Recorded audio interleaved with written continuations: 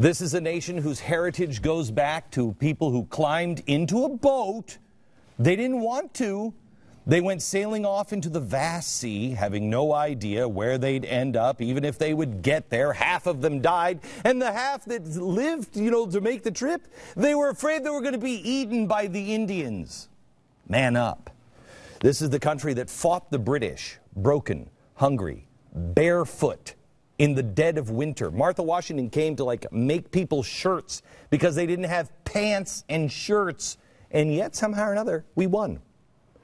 We are the country that tamed the West. Pioneers packed up their families, their belongings into wagons, rode off into the great West, into the unknown. Weird. They took all of their crap, put it in a box, tied it to a horse, and crossed the mountains. No roads, no GPS, no weather forecasts from the Weather Channel. I don't know what else. No grocery stores. No, not even a rest stop.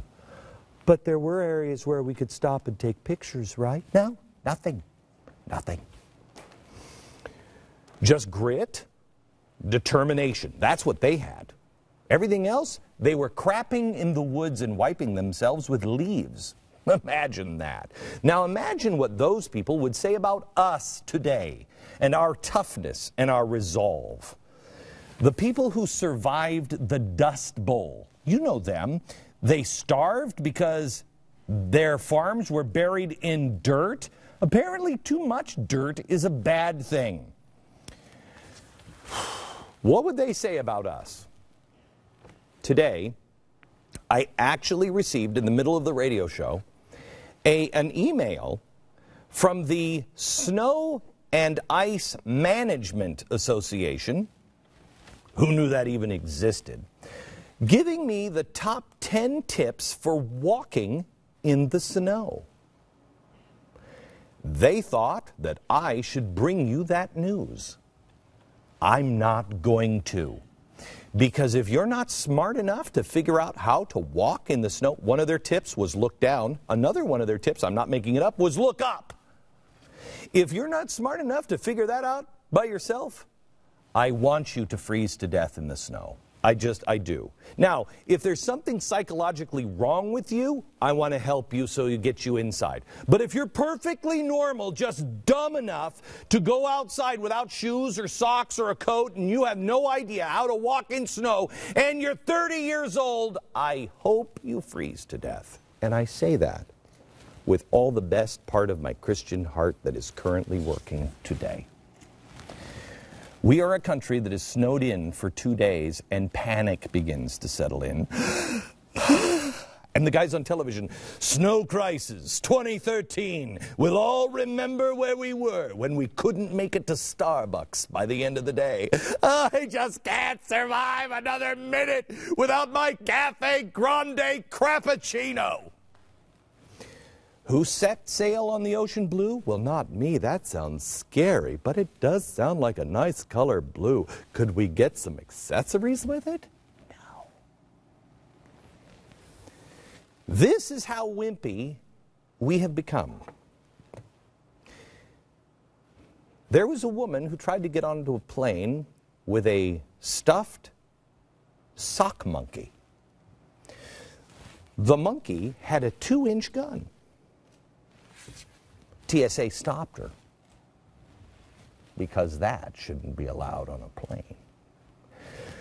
Now, may I just say to you, if your sock monkey happens to be this big and the gun looks like this, maybe we have the TSA take the gun from you. But if your sock monkey looks like that sock monkey, you're a freak and it's time to man up. May I just say, what, you don't have a sock monkey under your desk? I don't want to scare anybody. I don't want to scare anybody. I made this myself. I was talking about making these for Christmas and selling them online. But everybody in the office says the people will be too scared. It's an underwear cat. I made this today. It's just made out of underwear. Okay? It's like a sock monkey, except this one has a lasso or a noose. I don't know if you can travel with this on the plane or not, because it's an underwear cat. And we've already learned People should be very afraid of a sock monkey.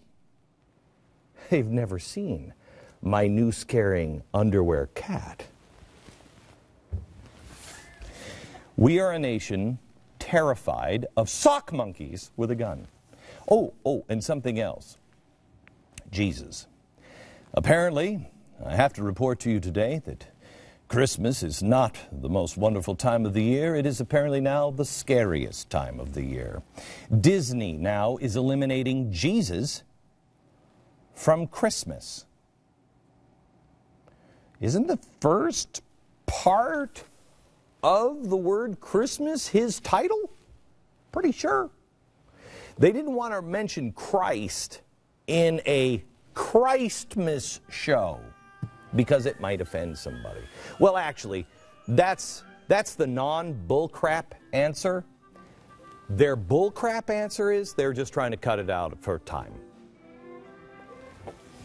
I saw this show. Oh my gosh. I saw this show last year. The narration, this is how politically correct it was. The narration was read by Marlee Matlin. Except she didn't say it. She signed it.